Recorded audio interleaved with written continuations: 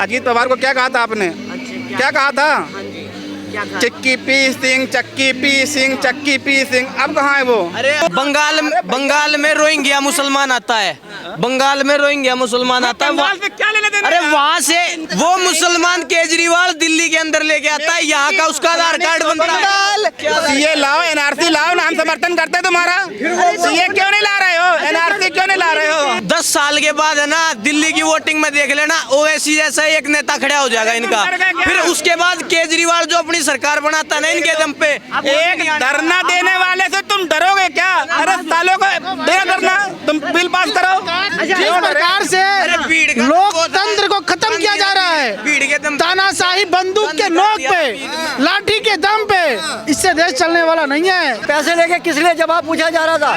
कैसे पैसे? तुमने देखा? अरे लिया गया पैसा, और कैसे पैसे?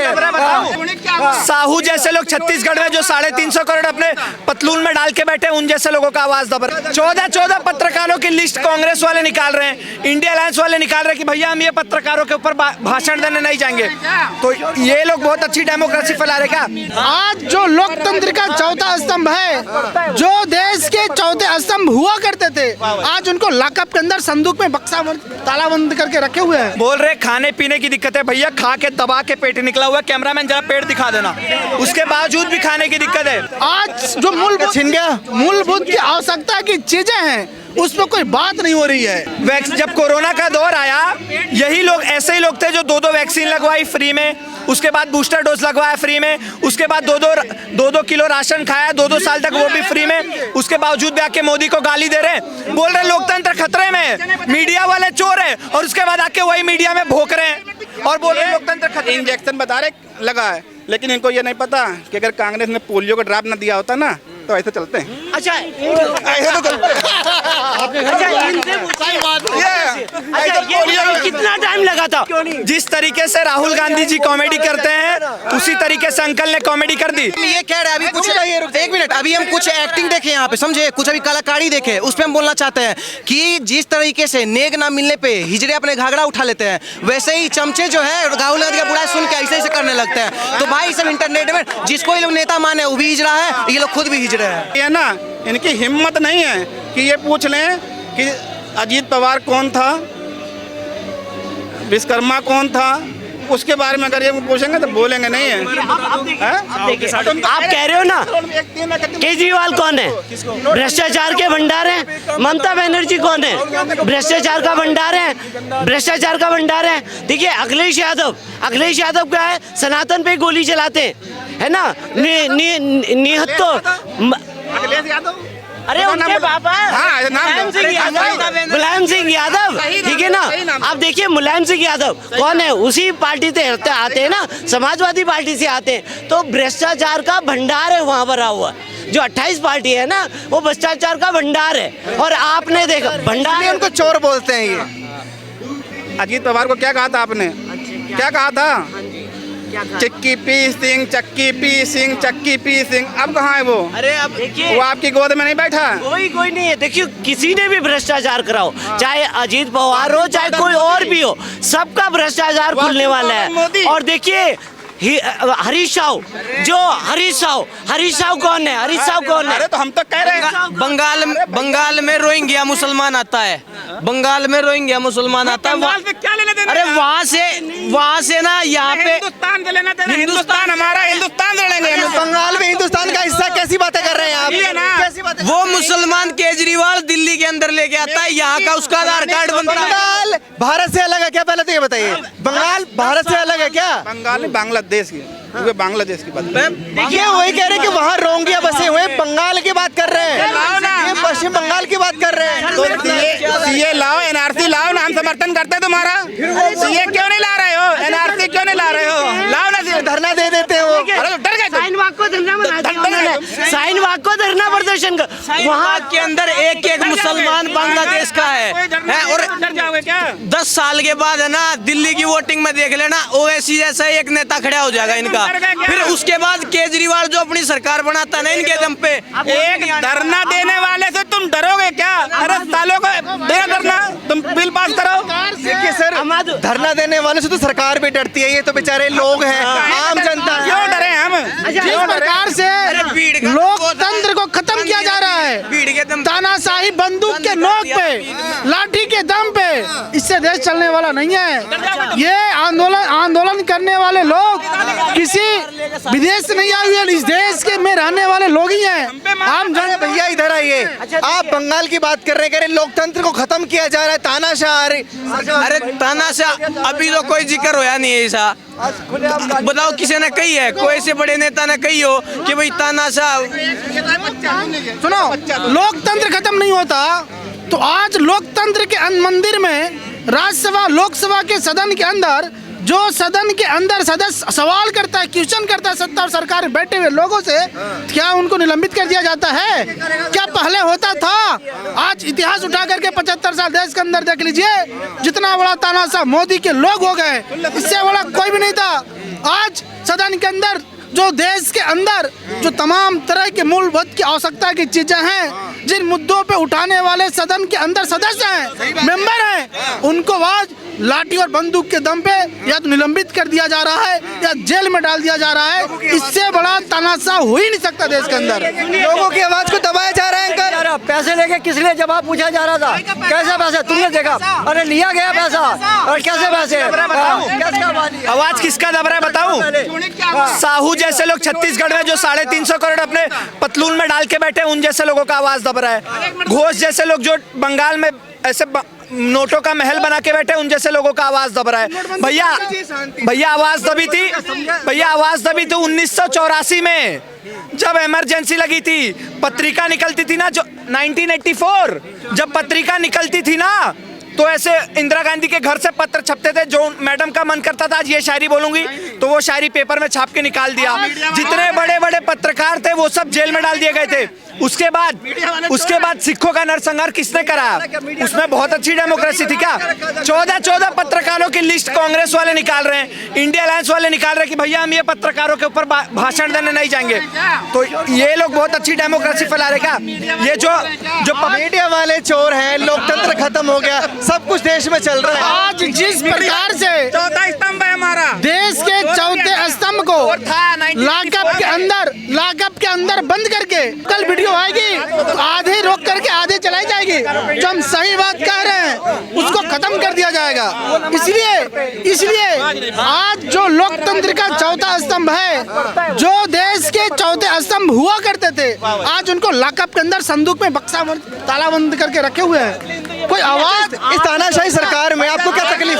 आज देश के तो तमाम मुद्दे, रोजी रोटी, शिक्षा, स्वास्थ्य, बिजली, पानी, सड़क लोगों के छीने जा रहे हैं। आज जो मूलभूत की आवश्यकता की चीजें हैं उस पर कोई बात नहीं हो रही है।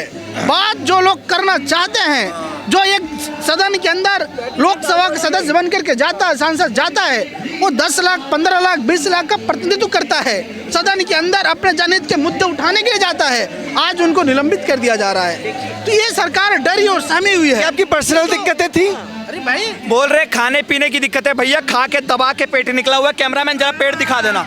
उसके बावजूद भी खाने की दिक्कत है। जब कोरोना का दौर आया, यही लोग ऐसे ही लोग थे जो 2 वैक्सीन लगवाई फ्री में, उसके बाद बूस्टर डोज लगवाया फ्री में, उसके बाद 2 किलो राशन खाया 2 साल तक, वो भी फ्री में। उसके बावजूद भी आके मोदी को गाली दे रहे हैं, बोल रहे लोकतंत्र खतरे में, मीडिया वाले चोर है, और उसके बाद आके वही मीडिया में भोंक रहे हैं। उसके बाद वही मीडिया में आके मोदी के खिलाफ भोंक रहे हैं और बोल रहे लोकतंत्र खतरे। इंजेक्शन बता रहे लगा है, लेकिन इनको ये नहीं पता कि अगर कांग्रेस ने पोलियो का ड्रॉप न दिया होता ना तो ऐसे चलते हैं। अच्छा ऐसे तो चलते हैं। ये कितना टाइम लगा था? पोलियो का टीका बनने में कितना टाइम लगा था? इनसे पूछिए।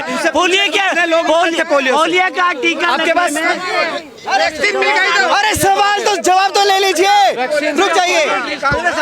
जिस तरीके से राहुल गांधी जी कॉमेडी करते हैं, उसी तरीके से अंकल ने कॉमेडी कर दी। इनसे पूछिए पोलियो से कितने लोग मरे थे? पोलियो से कितने लोग मरे थे आपको पता है? पोलियो की ड्रॉप कितने साल बाद आई थी? बताओ लोग। पूरा विश्व में त्राही त्राही मच गई है, इनको भी मजाक सूझ रहा है। क्या कह रहे हैं हम? ये कह रहे हैं अभी कुछ एक मिनट, अभी हम कुछ एक्टिंग देखे यहाँ पे, समझे, कुछ अभी कलाकारी देखे, उस पे हम बोलना चाहते हैं कि जिस तरीके से नेक ना मिलने पे हिजड़े अपने घाघरा उठा लेते हैं, वैसे ही चमचे जो है राहुल गांधी का बुरा सुन के ऐसे ऐसे करने लगते हैं। तो भाई सब इंटरनेट में जिसको ये लोग नेता माने वो भी हिजड़ा है, ये लोग खुद भी हिजड़े हैं। कहते हैं कि संसद की गरिमा, अच्छा संसद का जो अध्यक्ष होता है, लोकसभा का जो अध्यक्ष है, उसकी गरिमा होती है और ये चाहते हैं कि वो गरिमा खत्म हो जाए। देखिए आप पर्चा बांटना चाह रहे हैं, अच्छा कैसे? तो अगर सवाल खत्म होगा, बिल्कुल बात तो सर लोकतंत्र में रखते हैं, आप तो कह रहे लोकतंत्र खत्म हो गया। क्या बोल रहे? बात तो लोकतंत्र में रखी जाती है ना, आप तो कह रहे लोकतंत्र ही खत्म हो गया। जब लोकतंत्र के मंदिर को लाकर डाल देंगे तो कहाँ बात रखेंगे आप? आज क्या कर दिया गया है? ताला बंद कर दिया गया, जब मुंह पे ताला लगा दिया जाए कहाँ बात रखोगे आप? किसके सवाल तो इस बात का। राहुल गांधी बुजुर्ग आदमी मैं मानता हूँ, लेकिन जो नए लड़के आ रहे हैं ना, जिनकी उम्र 25-26 साल है, उन्होंने ये नहीं देखा है कि उनके बाबा दादा थे ना, वो इतनी बड़ी निक्कर पहनते थे, रिश्तेदारी में जाते थे तो फिर ऊपर से पहन लेते थे, फिर वही पहनते थे, तब उनको ये नहीं पता। आज फ्री में क्या मिल रहा है? एम्स में जा रहे हैं, जीटीबी में जा रहे हैं, दवाई फ्री में करा लेते हैं। चोर कौन? कांग्रेस। चोर कौन? कांग्रेस। बच्चे भी पढ़ के आए होंगे सरकारी स्कूल से, ये ऐसा सरकारी पढ़े होंगे, आज उसके दम पे बोल रहे हैं चोर कौन? कांग्रेस। मैं फिर भी कहता हूँ, मैं कांग्रेस और बीजेपी की बात नहीं कर रहा हूँ, मैं कह रहा हूँ रोजगार पैदा करिए, चाहे जो भी सरकार हो, बुराई मुझे किसी से नहीं मतलब है, रोजगार पैदा करिए। 100 करोड़ की आबादी आपको 2014 में थी, आज 140 करोड़ हो गई। ये 140 करोड़ बेरोजगार है, इनके लिए आप रोजगार है, सुनिए, और रोजगार हिंदुस्तान में है, हिंदुस्तान में रोजगार है, लेकिन आप दे नहीं पा रहे। रोजगार के सवाल को लेकर के रोजगार देश के अंदर नए विकसित पैदा करने पड़ेंगे, पॉलिसी नए बनाने पड़ेंगे। आज पॉलिसी वाले लोग ही अनपढ़ हैं, पॉलिसी बनाने वाले लोगों की ज्ञान नहीं है, इनको लेके तो पॉलिसी कैसे बनाएंगे? देखिए ये पॉलिसी, आज आप चले जाइए किसानों के पास, किसानों का फसल बर्बाद हो जाता है, पानी गिर जाता है, ओला गिर जाता है, उनकी पराली जलाने की व्यवस्था नहीं है। जब इस पे काम होंगे नए टेक्निक से ना, जब विकसित कर रोजगार भी सृजन होंगे, पैदा होंगे। इस पॉलिसी के ऊपर जब तक गाँव में बैठे हुए अंतिम व्यक्ति तक नहीं पहुँचेंगे, जो गाँव गंवाई के लोग आने वाले लोग हैं, उन प्रतिभाओं को जब तक नहीं पहचानेंगे, जब तक देश का तरक्की उन्नति विकास नहीं हो सकता। अगर देश का विकास, सरकार चेंज हो जाएगी तो सब पढ़े लिखे आ जाएंगे, पॉलिसी वाले। मेरा कहने का मतलब क्या है? जो लोग, देखिए यहाँ पे 30 लोग हम लोग हैं, अभी आपसे बातचीत कर रहे हैं, इसमें से सबका अलग अलग माइंडसेट है, अलग अलग बुद्धि है, विवेक है, इसमें से आपको चिन्हित करना पड़ेगा। काम किसानों के लिए काम कौन कर सकता है?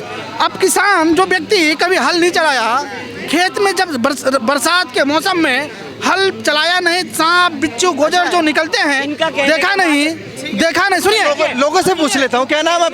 सुनिए, जब देखा नहीं, बनाया नहीं, जब रात के 2 बज रहे हो, ठंडी का मौसम हो, खेत में जब किसान पानी लगाने जाता है, उसकी पॉलिसी बनाने के लिए उस किसान के बच्चे को वहाँ भेजना पड़ेगा जो पानी लगाया है, जो सांप गोजर बिच्छू देखा है, वो देखिए, वो किसानों की पॉलिसी बना सकता है। पॉलिसी बना सकते हैं। एक सेकंड रुक जाइए, क्या नाम आपका, ये बताइए। कह रहे हैं कि जो पॉलिसी बनाते हैं रोजगार की, वो ये नहीं पढ़े सरकार में, तो कैसे रोजगार मिलेगा? सही है क्या भाई?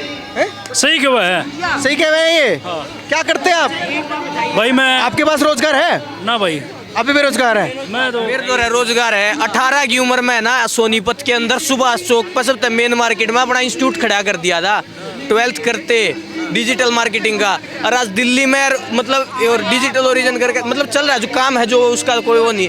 रोजगार अपने हाथ से पैदा करना पड़े है, फैमिली ने कोई सपोर्ट नहीं करा, मेहनत करके छोड़ के सब कुछ करके। और मैं बताऊं बीजेपी के टाइम पे है ना, नेता बेशक जो कुछ भी है कह दें भाई, चाय वाला है कुछ भी है, पॉलिसी ये लोग नहीं बनाते। पॉलिसी है ना, आईएएस ऑफिसर ऐसे बड़े बड़े स्पेशलिस्ट हैं जो स्पेशली हायर करे जाते हैं, वे लोग पॉलिसी बनाते हैं, ये सिर्फ लागू करते हैं। जो इनको ठीक लगती है ना, या मतलब जो इनकी सभा तय करती है वो लागू होती है। ना ही तो कांग्रेस बनाती थी पॉलिसी, ना ही कुछ और, वो बनवाते थे मुसलमानों के हक में, सीधी बात यही है। और बीजेपी वाले सोचते हैं अपने हिंदुओं का भी मुसलमानों का भी। अब कहते हैं योगी बाबा ने एनकाउंटर करवाए थे, 2700 एनकाउंटर में से ना 2550 ब्राह्मणों के लड़के के थे। देख लियो बेशक आप 2750 में थे। आप कह रहे पॉलिसी नहीं है, ये कह रहे पॉलिसी खुद से क्रिएट की जाती है। अब मैं कैसे ये करोगे श्रीमान जी कह रहे हैं ना, सिस्टम है। पॉलिसी कौन बनाता है? पॉलिसी कौन बनाता है? अरे भाई सुन लो आप, बताओ कौन बनाता है पॉलिसी? जो सिस्टम में और पता नहीं होगा सिस्टम नहीं। चलाने वाला व्यक्ति, जब जो व्यक्ति जो सिस्टम को रन कर रहा है, चला रहा है, वहाँ पे जब तक अच्छा व्यक्ति नहीं जाएगा ना, जब तक उस जुड़े हुए मुद्दे से नहीं जाएगा। कहाँ पर कौन कौन गलत बैठा हुआ है, जरा ये बताइए। पॉलिसी कौन बनाता है? पॉलिसी सभा में राजनीति के सवाल लो, उसमें खड़े हो जाते हैं मंच पे, ये वो वाली बात कर रहा है, बाकी कुछ पता नहीं है इनको सर ये बताइए पॉलिसी भैया कह रहे हैं कि सब गलत बैठे हुए ना, इसलिए रोजगार नहीं मिल रहा, ऊपर से लेकर नीचे तक गलत है, सब भ्रष्ट है। रोजगार कैसे बनता है? पहले रोजगार है तभी तो यहाँ बोल। मेरे पैर में चोट लगी, मैं विकलांग हूं, मैं तो काम कर रहा हूँ, तुम क्यों नहीं कर रहे काम? सुनो, हाँ इन्होंने मैं किसान हूँ, और सुन लो किसान जब अन्न उगाएगा तभी खा के खड़े हो। अच्छा किसान अन्न उगाना। भैया का सवाल ये है, काम करते हो या नहीं करते हो? काम करते हो या नहीं करते हो? किसान जो भाई है काम करता हूँ तभी खड़ा हूँ, बात कर रहा हूँ सामने। तो रोजगार किसके लिए मांग रहे हैं? बच्चों के लिए? बच्चों के लिए मांग रहे हैं? किसान हूँ। अरे रोजगार किसके लिए चाहिए? बच्चों के लिए चाहिए, रिश्तेदारों के लिए? किसान के बच्चों को चाहिए। ये किसान कौन से? किसान कितने प्रकार के होते हैं ये बताइए? किसान कितने प्रकार के होते हैं? आप मेरी बात बताना कितने प्रकार के? एक और किसान है हमारे सामने। हाँ भाई अरे रुक जाइए। किसान भैया हैं, एक और किसान भैया हैं, इनकी भी राय ले लेते हैं ना। मेरा नाम निखिल राजपूत है और मैं ग्वालियर से बिलोंग करता हूँ। मेरे पिताजी भी किसान हैं और मैं उनके साथ में भी काम करता हूँ और अपनी पढ़ाई भी कर रहा हूँ। 40 बीघा मेरे पास में धरती है। अब भैया को दिक्कत कहाँ आ रही है, भैया बताएं, फिर मैं अपनी बात बताऊंगा। अच्छा, कहाँ दिक्कत आ रही है? आज जो सबसे बड़ी किसानों की समस्या है, किसानों को बीज समय पर नहीं मिल पाता।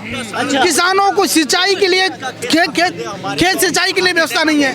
किसानों को पराली जलाने से धुआं होता है, उसकी व्यवस्था नहीं है। किसानों को खाद नहीं मिल पा रहा है।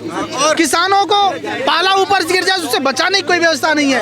किसानों के पास दवाई नहीं है। किसानों के पास तो इतनी समस्याएं हैं कि बता ही नहीं सकता मैं। क्या समस्या है किसान?